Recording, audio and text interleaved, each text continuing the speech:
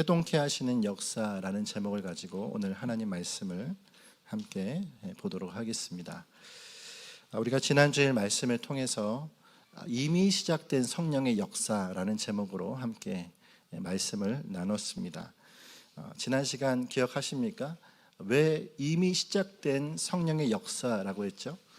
이미 다락방에 모여있는 120명의 무리들에게 소위 신앙의 공동체로서의 면모가 보였기 때문이다라고 했는데, 그 신앙의 면모가 무엇이냐? 신앙의 공동체의 면모가 바로 성령의 일하심으로 보였다라고 우리가 지난 시간에 함께 이야기를 했습니다. 그리고 그 대표적인 증거가 1장의 마지막 절에 나오는 이 마띠아 12번째 사도를 세우는 일이었다라고 우리가 이야기를 했었습니다. 자, 그러면 여러분, 마띠아를 세우는 이 일이 어떻게 신앙 공동체로서의 면모를 증거하게 되는 것이겠습니까? 한마디로 말하면 이거죠. 함께 좀 따라할까요? 기도로 세웠기 때문에. 근데 여러분, 중요한 건 단순히 기도해서 세운 것이 아니고요, 그 기도가 말씀으로 확증되었고 하나님의 뜻을 이루는 결과가 되었기 때문에 우리는 이것이 뭐라고요? 바로 하나님의 성령께서 하신 일들이라고 생각을 하고 있는 것이죠. 그러니까 기도만 했다라고 하는 것이 아니라 이 기도가 무엇을 바탕으로 하고 있습니까? 하나님의 말씀을 확증하는 것이었다라고 하는 것을 우리가 지난 시간에 이야기했어요. 그래서 1장 20절의 말씀에 시편의 기록들을 생각하는 베드로의 인용문을 우리가 보게 되어지죠. 그러니까 베드로 스스로를 생각했을 때는 이 말씀을 인용해서 이 말씀으로 하나님의 말씀으로 확증하고 또 직분까지 세우는 일까지 하는 일들을 아마 그 스스로는 감당할 수 없을 겁니다. 근데 이 일들을 감당케 하셔서 교회의 조직을 세우게 하는 일은 성령께서 하신 일이라고 하는 것을 우리가 이야기한 것이죠. 여기서 우리가 하나의 의미를 도출했습니다. 뭐죠? 우리는 말씀과 기도로 하나님의 마음을 알아야 한다라는 사실입니다. 할렐루야.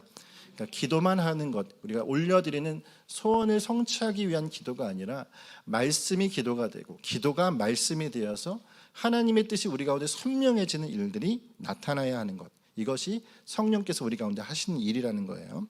그리고 이것을 성취하는 것이 바로 우리가 주님 앞에 나가는 일이어야 합니다. 자, 그런 의미에서 1장의 후반부 역시 무엇이라고요? 이미 시작된 성령의 역사다라고 우리가 그렇게 함께 이야기한 거죠.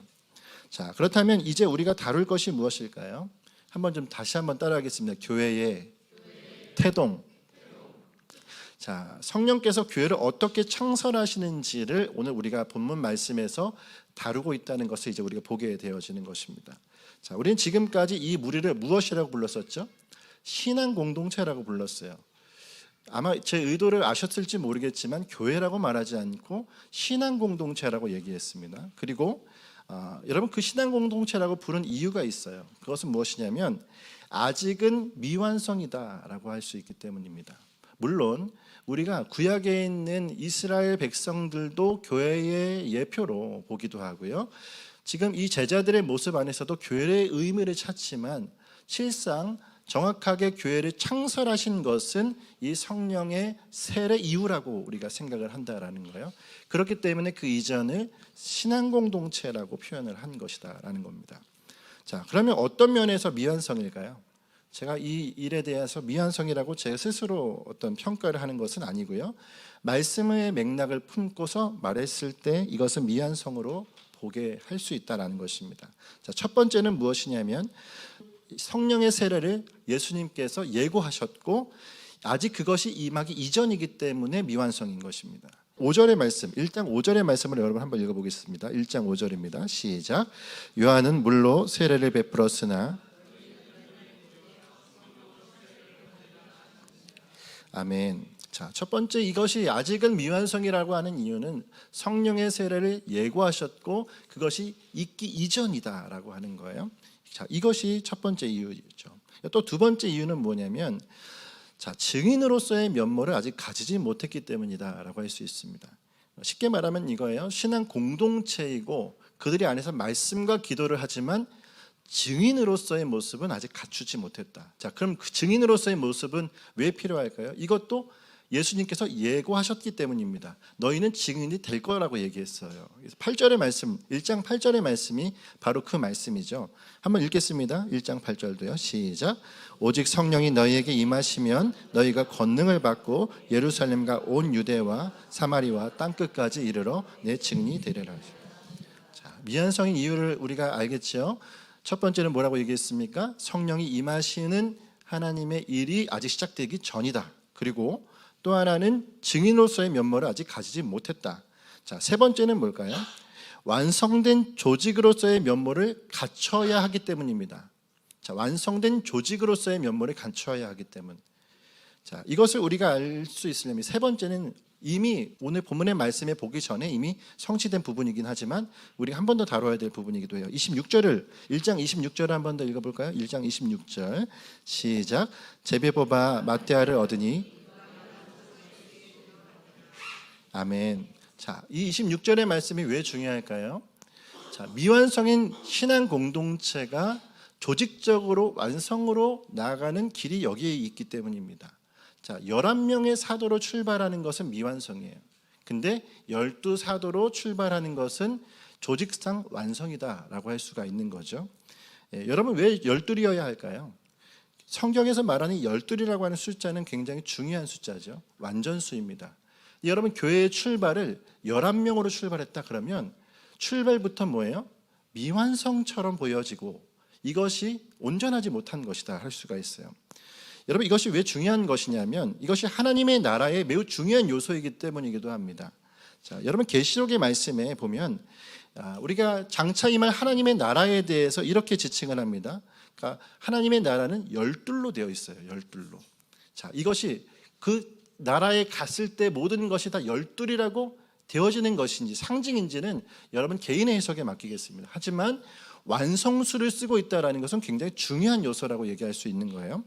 여러분 한번 말씀을 보겠습니다. 계시록 21장 10절부터 14절의 말씀이 이 장차 임할 하나님의 나라에 대한 요한의 계시를 이야기해 주고 있는데요.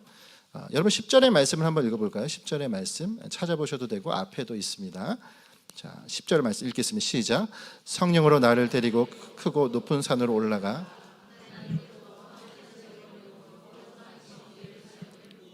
아멘. 자, 성령께서 뭐라고요? 요한을 데리고 거룩한 성 예루살렘을 보여주었다. 하나님의 나라에 대해서 보여주었다 얘기했습니다. 12절 한번 읽어볼까요? 12절 시작. 크고 높은 성곽이 있고 12문이 있는데 문은 12천사가 있고 그 문들 위에 이름을 썼으니 이스라엘 자손 12지파의 이름들이라. 아멘. 하나님의 나라예요. 하나님의 장차 임할 하나님의 나라를 어떻게 표현했는가 했을 때 열둘이라고 하는 완전수를 뭐예요? 계속 강조하고 있다라는 사실입니다. 왜 그럴까요? 11명이면 안 됩니까? 11지파면 안 돼요? 안 돼요. 할렐루야. 예, 이스라엘 이 하나님의 나라는 완전한 것입니다. 우리가 믿는 복음도 완전한 복음입니다. 할렐루야. 완전한 복음 앞에 우리가 섰으면 완전한 하나님의 나라를 우리가 바라보는 거예요. 이 나라는 흠이 있으면 되어지는 것이 아니에요. 그렇기 때문에 12문, 12천사, 12지파 이런 이름들이 가지고 있어요. 자, 14절은 어떻게 얘기할까요? 14절입니다. 시작. 그 성의 성곽에는 12기초석이 있고 그 위에는 어린 양의 12사도의 12 이름이 있었다. 아멘. 자, 말씀 뭐라고요? 12기초석이 있고 또 12사도의 12 이름이 있었다라고 얘기를 하고 있습니다. 그러니까 하나님의 나라를 생각할 때 열둘이라고 하는 단어, 이 완전수가 얼마나 중요한 요소인지를 계시록을 설명해 주고 있는 거예요. 자, 그런데 이렇게 중요한 하나님의 나라의 이 땅 지상의 교회가 11명으로 시작할 수는 없는 것이라는 사실이에요.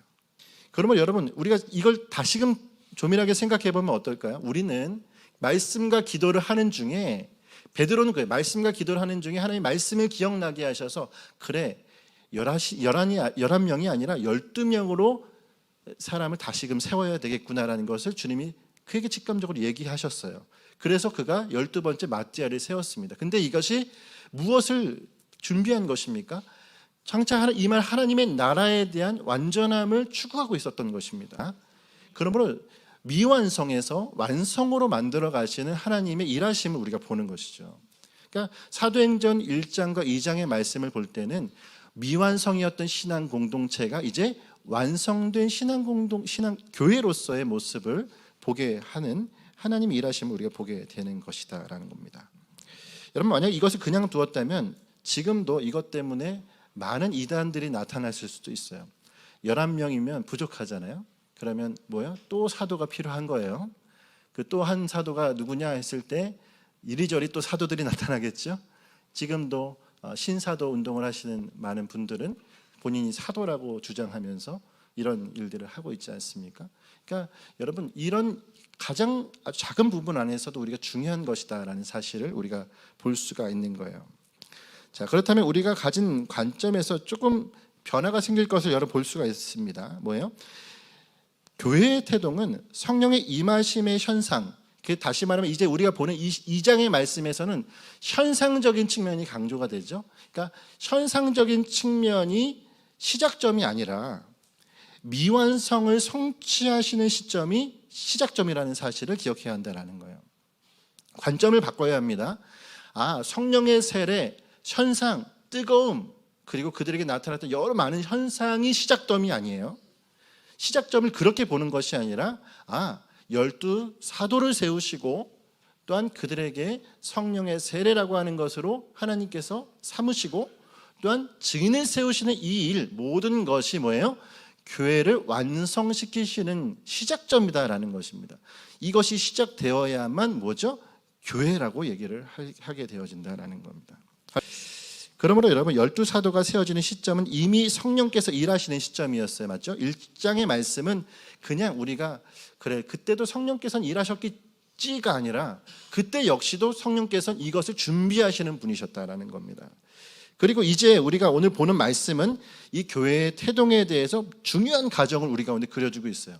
우리 눈을 밝게 정확하게 떠야 합니다. 그러니까 이 과정 속에서 교회의 태동을 보아야지, 교회의 태동이 아닌 어떤 움직임과 현상에 집중하면 안 돼요. 물론 움직임과 현상은 반드시 있죠. 근데 움직임과 현상에 집중하다가 제일 중요한 교회의 태동의 이 중요한 과정을 놓쳐서는 안 된다라는 거예요. 여러분, 태아가 어머니의 뱃속에서 나올 때 움직임과 현상에 주목합니까? 그렇지 않습니다. 여러분, 출산의 과정을 마친 후에야 비로소 출산이라고 얘기하는 거예요.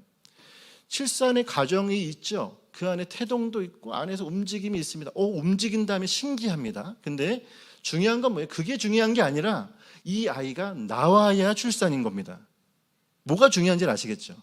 그러므로 교회도 마찬가지예요. 현상과 움직임이 있어요. 근데 이 움직임은 살아있으면 당연한 것입니다. 할렐루야. 그럼 정말 중요한 건 뭐죠? 이것이 제대로 출산이 되었느냐, 교회가 정확하게 태동이 되었느냐가 중요하다라는 거예요. 자, 그런 의미에서 이제 우리가 2장의 말씀을 보는 거예요. 자, 어디에 주목해야 되겠습니까? 이 말씀이 성취되는 과정을 우리가 주목해야 되는 것입니다. 뭐죠? 성령의 세례는 어떻게 주어졌는가, 또한 증인은 어떻게 세우셨는가, 이 두 가지입니다. 자, 우리가 1장 5절의 말씀에 뭐라고 얘기했죠? 성령의 세례가 임하여야 한다, 이렇게 얘기했습니다. 그리고 8절의 말씀에 뭐라고 얘기했죠? 증인이 세워져야 한다 얘기했습니다. 이 두 가지가 어떻게 성취되었는가, 이걸 보아야 한다라는 거죠. 먼저 성령의 세례에 대해서 한번 얘기해 볼까요? 1절부터 4절의 말씀을 한번 읽겠습니다. 1절부터 4절 시작. 오순절 날에 이미 이름에 그들이 다 같이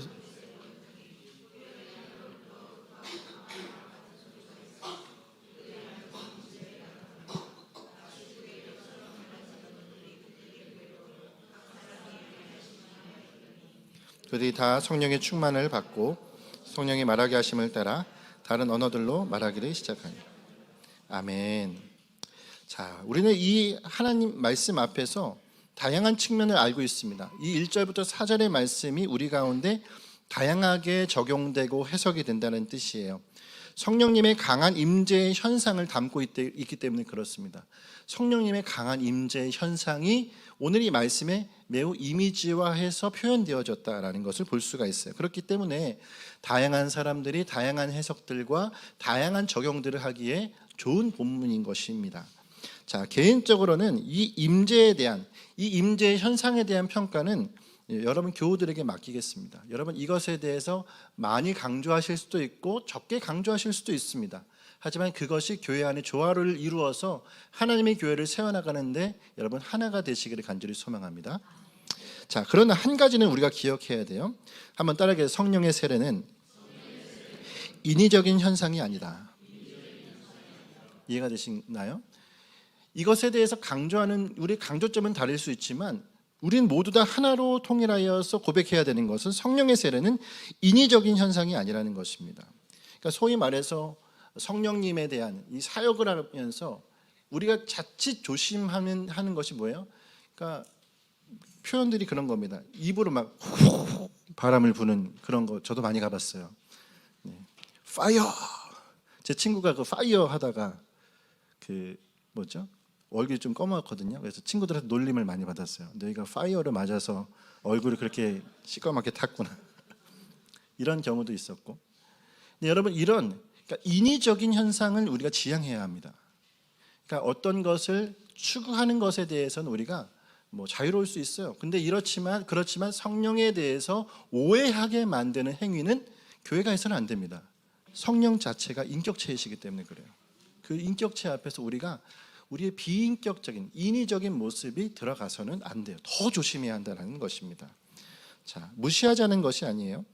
은사를 여러분 오늘 우리에게도 사모하는 은혜가 있기를 간절히 소망합니다.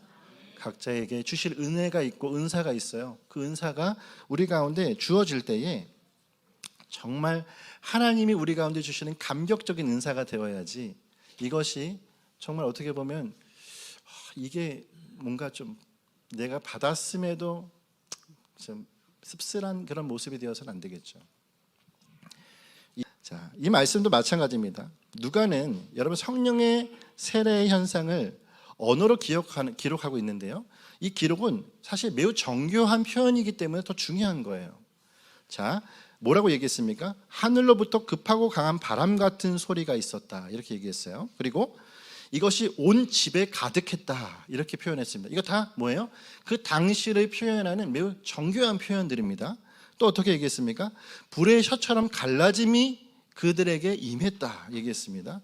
그리고 이것이 어떻게 임했다고요? 각 사람 위에 하나씩 임했다. 이렇게 정교하고 매우 구체적으로 표현하고 있다라고 하는 거예요. 자, 이것을 통해서 우리가 알 수 있는 건 뭐죠? 단순히 그 자리에 있었던 자들의 모습은 황홀경에 취했던 자들이 아니라는 거예요. 이해가 되십니까?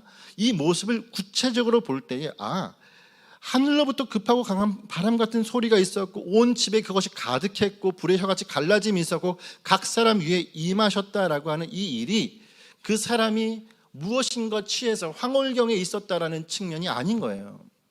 그럼 무엇입니까? 성령께서 매우 힘있게 풍성하게 뜨겁게 위로부터 임하셨다라는 겁니다. 이거예요. 성령께서 매우 힘있게 하셨고 풍성하게 하셨고 뜨겁게 하셨고 위로부터 뭐예요? 임하심으로 그들에게 임했다라고 하는 아주 분명한 표제를 보여주셨다는 거예요.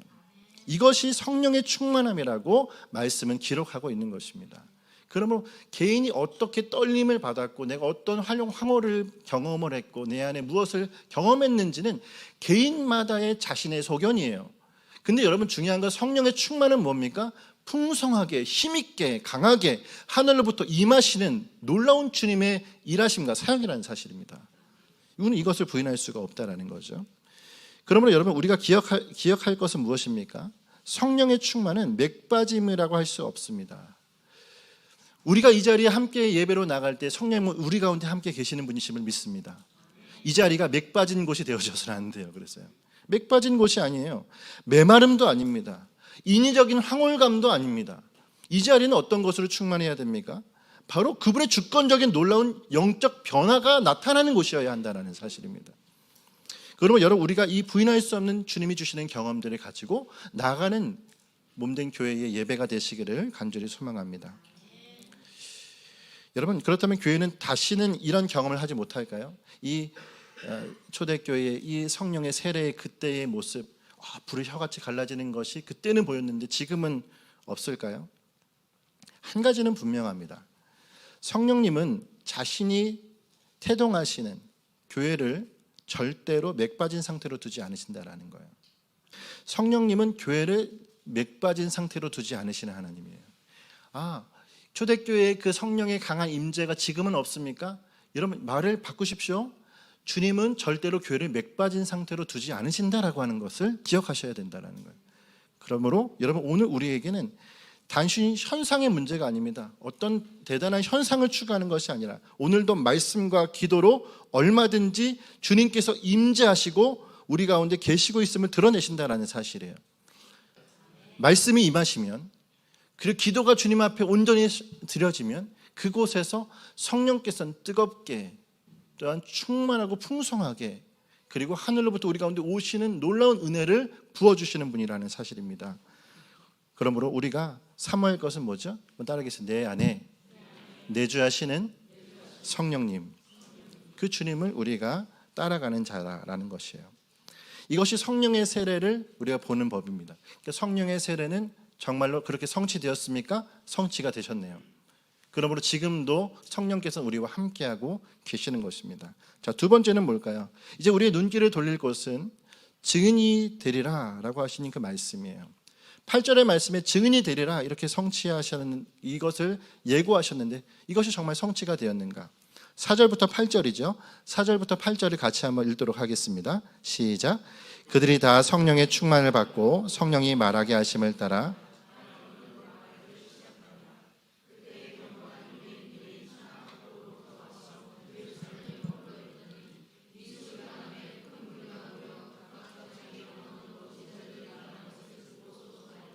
다 놀라 신기하게 여겨 이르되 보라, 이 말하는 사람들이 다 갈릴리 사람이 아니냐? 우리가 우리 각 사람이 난 곳 방언으로 듣게 되는 것이 어찌 됨이냐? 아멘. 아까도 우리가 4절의 말씀을 읽었지만 이 4절을 다시 한번 읽은 이유가 무엇일까요? 다시 한번 읽은 이유는 이 4절이 성령의 세례와 증인으로 세우심의 연결점이기 때문입니다. 그러니까 성령의 세례가 임하고 이들을 증인으로 세워가는 그 연결점이 4절이에요.